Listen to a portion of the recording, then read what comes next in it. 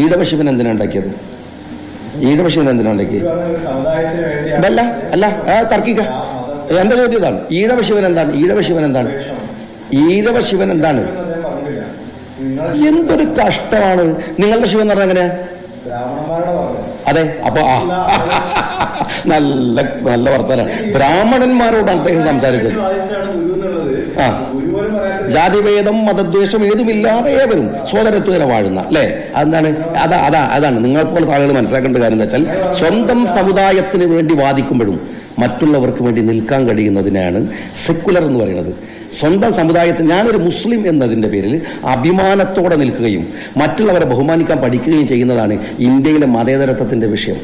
അത് അറിയാതെ പോയതാണ് ഇടതുപക്ഷത്തിന്റെ പരാജയം. ഇന്ത്യൻ സെക്യുലറിസത്തെ കുറിച്ച് അവർക്കറിയില്ല. അവർക്കറിയുന്ന യൂറോപ്യൻ സെക്യുലറിസമാണ്. ഇന്ത്യൻ സെക്യുലറിസത്തിന്റെ പ്രത്യേകത അത് ഇൻക്ലൂസീവായിട്ടുള്ള സെക്യുലറിസമാണ്. എന്റെ മതത്തിന്റെയോ എന്റെ ജാതിയുടെയോ പേരിൽ അഭിമാനിക്കാം. ഇനി ഗുരു സമുദായത്തിന് വേണ്ടി വാദിച്ചില്ല നിങ്ങൾ വെള്ളാപ്പള്ളിനോട് പറഞ്ഞേക്കാം, എന്നോട് പറയണ്ട.